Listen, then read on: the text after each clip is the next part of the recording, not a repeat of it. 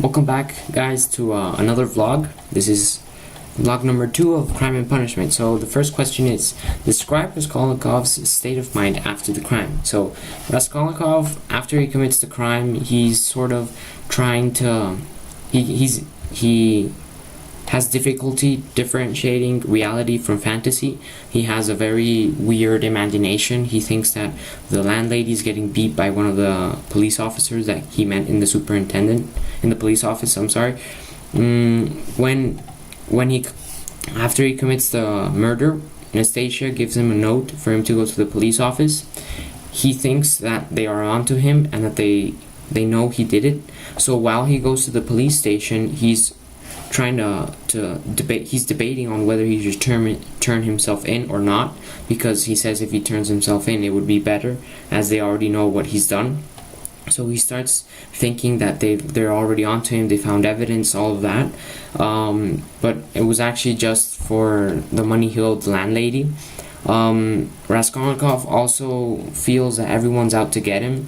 He doesn't feel too safe. He falls ill, and he starts he's unconscious most of the time. He thinks when he regains consciousness, he thinks that while he was unconscious, sorry for using conscious so much, he was his things were the evidence was found and they're onto him and that they suspect him. But I mean, that's not really the case for now.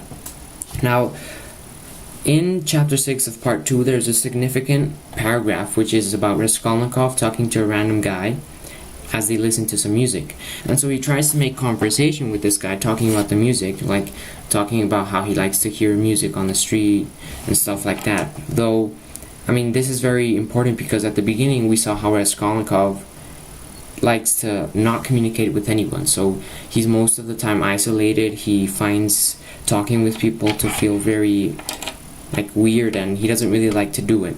So for him to actually go up to someone he doesn't even know, and start trying to make a conversation, it's very significant and it's important. Now, the man that he tried to talk to immediately runs away. He got frightened by Raskolnikov's appearance. This tells us that Raskolnikov was so ill that his face was probably pale or something like that. He probably looked like a psychopath or someone who was bad to that guy. So that's why he got frightened by his appearance. That for me is the importance of that paragraph, and I think of everything I've read, I think that's a very important and significant paragraph. In part 2, a girl jumps off a bridge and she tries to drown herself. Now Raskolnikov is passing while he sees this, and as he looks into the water, we see what he's thinking. I mean, we read what he's thinking. He's talking about, because he had considered suicide before, so he let her drown because he had actually considered it, and well, he didn't help her, while another two men, I think, helped her out of the water. But then later on he comes to the conclusion that life is better than death under any circumstance. No matter how bad, life will always be better than death.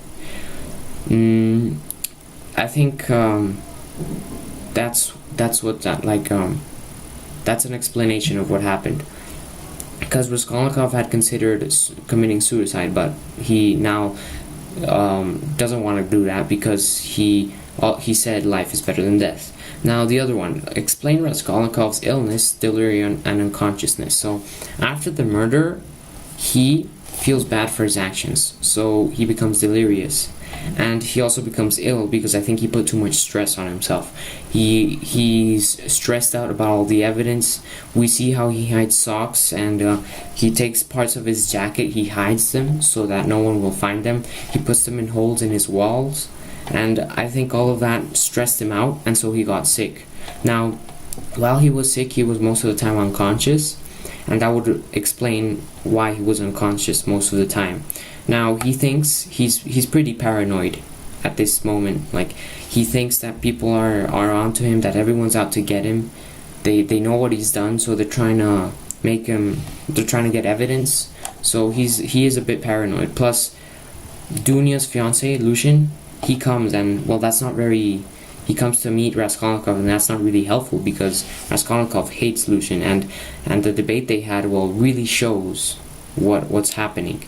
Now, while in this debate, Raskolnikov cannot let go of the murder. Like, he always talks about the murder, and everything leads to the murder. So he's sort of hinting to people what he's done, and we see he's tried to hint to other people more than once that he's done the murder, but no one has really caught on. He wants to confess. He just wants people to put the pieces together. He doesn't want to just say, I killed her, here's all the evidence, yeah, I'm guilty, and turn himself in. He wants people to actually put the pieces together and find out he's guilty. So I think that would be everything in part 2 about the vlog, and well, this is David Apolinar signing off. This was vlog number 2. Stay tuned for vlog number 3.